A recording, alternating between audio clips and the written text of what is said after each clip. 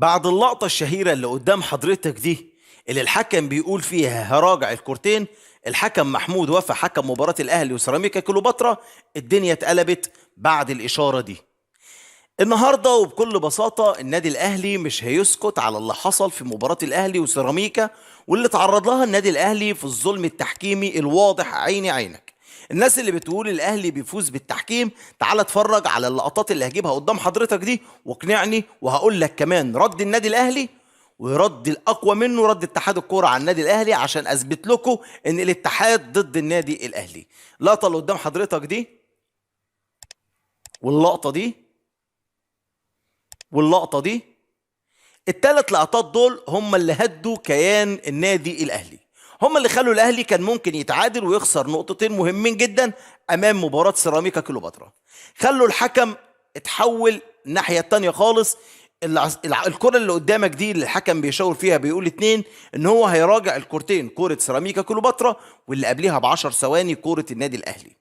لكن نتفاجئ بان الحكم يروح لتقنيه الفار ويراجع كوره سيراميكا كليوباترا بس، وما يرجعش كوره النادي الاهلي اللي المفروض كان خد فيها ضربه جزاء. واتغاضى عن كام ضربه جزاء واضحين جدا في الصور اللي انا عرضتها قدام حضراتكم، انها ضربات جزاء واضحه جدا عين عينك، ومن ضمنهم الهدف اللي جه في محمد بسام، والحكم قال ان الكوره ما تجاوزتش خط المرمى. بكل بساطه النادي الاهلي النهارده اخذ شكوى رسميه ضد الحكام طارق مجدي وحسام عزب، حكام تقنية الفار. لكن الغريب جدا جدا ان النادي الاهلي ما اخدش شكوى او ما عملش شكوى في محمود وفا حكم تقنية الساحة او حكم الساحة. ليه الاهلي عمل شكوى في تقنية الفار وحكم الساحة لا؟ مع ان حكم الساحة كان في ايده انه يقول له رجع لي الكورة بتاعت الاهلي اللي قبليها ب10 ثواني بس. ليه الاهلي اخذ خطوه زي دي؟ هل الاهلي خد الخطوه دي علشان يصالح جمهوره او علشان يراضي جمهوره يقول ان انا مش بسكت على الظلم التحكيمي؟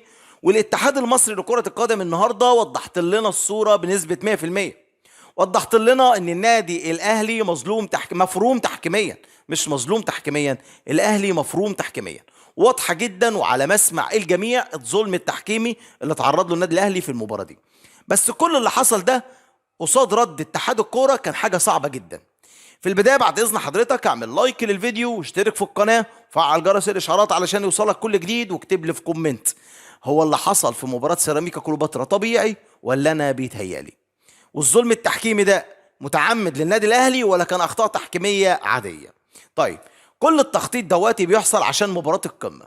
هقول لكم اللي هيحصل في مباراه حرس الحدود مع النادي الاهلي، وهقول لكم رد اتحاد الكوره على النادي الاهلي.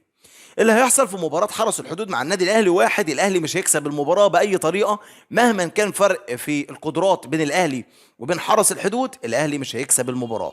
وكلهم هيصمموا على ان الاهلي يطلع من المباراه خسران اللقاء او على الاقل متعادل علشان الاهلي يخسر نقطتين. اتنين، تريزيجيه يتوقف. تريزيجيه المباراه اللي جايه امام حرس الحدود هياخد انذار، واديني بقولها على الهوا وكلكم سامعيني، تريزيجيه هياخد انذار عشان يكون الانذار الثالث ليه ويتوقف مباراه القمه. ثلاثة، طرد لاعب مهم في النادي الاهلي. هيكون في لاعب مهم في النادي الاهلي، يعني شبه ان الحكم هيطرده بسبب عايز يدمر الاهلي قبل مباراة القمة. اللي واضح قدامي ان النادي الاهلي ما تسكتش على كده، لكن عملت شكوى لاتحاد الكوره. الشكوى احنا كجمهور الاهلي وانت كمجلس اداره النادي الاهلي فديتك بايه؟ انت عملت شكوى ضد طارق مجدي وحسام عزب، انهم الاثنين تعمدوا ظلم النادي الاهلي في المباراه وفي تقنيه الفار.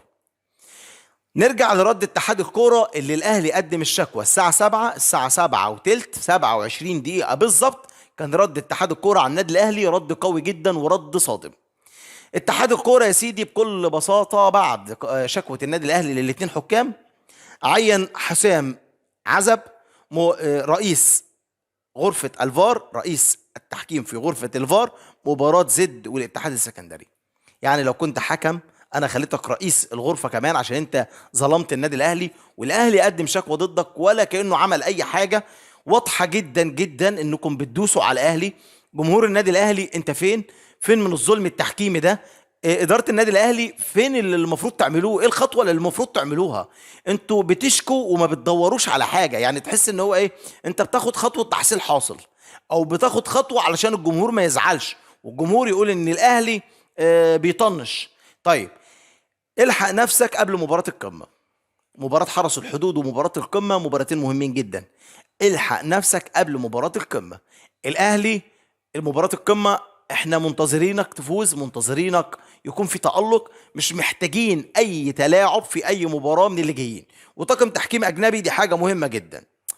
الحاجة اللي تحيرك في المواقف اللي احنا بنشوفها دي، حسام عزب وطارق مجدي في تقنية الفار، لما حدثت اكتر من كورة ليه ما طلبتوش من حكم الساحة محمود ابو الوفا انه يرجع للفيديو ويراجع الكورة معاكم، او على الاقل رجعوا لنا الكورة؟ يعني كورة بسام ما رجعلهاش، مع انها ايه، كورة هدف، كورة هدف ما رجعهاش. ضربة جزاء للنادي الاهلي ما رجعهاش.